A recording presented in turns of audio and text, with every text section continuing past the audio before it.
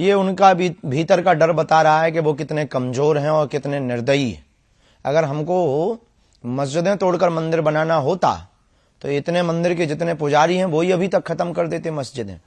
हमें मस्जिदें नहीं, मस्जिदों पे मंदिर नहीं बनाने, जहां हमारे मंदिर थे हमें वहां मंदिरों के पुनर्निर्माण करवाने। अब उनको अगर ये डर है तो भगवान करे उनका डर बरकरार रहे।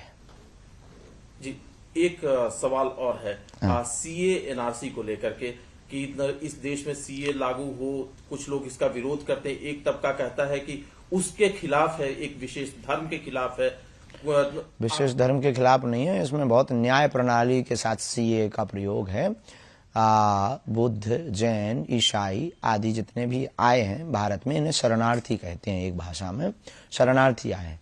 तो बांग्लादेश और पाकिस्तान आदि से आए हुए अन्य मजहब के लोग भी कुछ आए हैं, जिनका नाम नहीं हम लेना चाह रहे, जिनका भी नाम ले रहे थे उनके समाज के लोग, उनके खिलाफ नहीं है।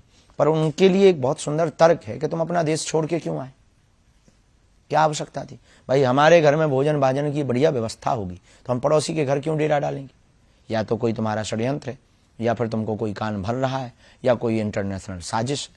तो बढ़िया है, सीए बहुत बढ़िया है। शास्त्री जी, एक राजनीतिक सवाल है, क्योंकि 2024 में लोकसभा के चुनाव भी होने हैं, राम मंदिर का निर्माण हो रहा है, ये आकलन है कि इसका प्रभाव भी रहेगा लोकसभा के चुनाव पे। आपको क्या लगता है, भारतीय जनता को जो वोट देने जाएगी, क्या उसको नरेंद्र मोदी को एक और चांस देना चाहिए? हम राजनीति पर टिप्पणी तो नहीं करते, न राजनेता पर टिप्पणी करते।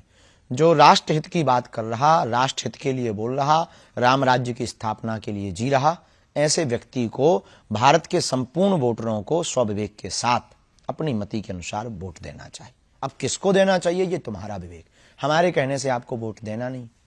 और हम राजनीति पर टिप्पणी करके काहे को बेफिजूली में फंसे।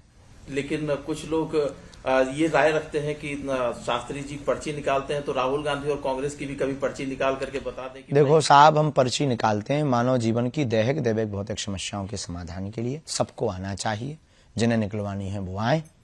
अब आपके कहने से नहीं हम निकालेंगे, जिनको निकलवानी है वो हमारे पास आए, हम बिल्कुल बारे में उनके बताएंगे। जो हमें चेतना के बल पर, शक्ति के बल पर पता लगेगा हम बोलेंगे, और जो बोलेंगे वो सत्य होगा।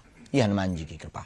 एक सवाल है कि जो आज की वर्तमान जो आज का राजनीतिक परिदृश्य है, जिसमें कई अलग अलग मोर्चों पर काम हो रहे हैं, क्या आकलन है आपका इस सरकार को लेकर के जो ये काम कर रही है? मैं किसी पार्टी की बात नहीं कर रहा, किसी नेता की बात नहीं कर रहा, इस पर अभी हम कुछ कह नहीं सकते जी।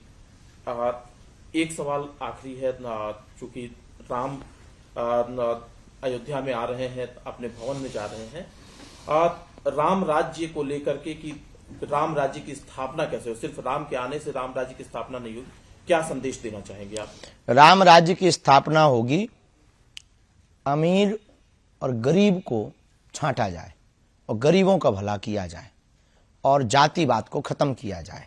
जातिवाद की रोटी सेंकने वालों के मुंह पर जोरदार तमाचा लगवाया जाए कानून के द्वारा।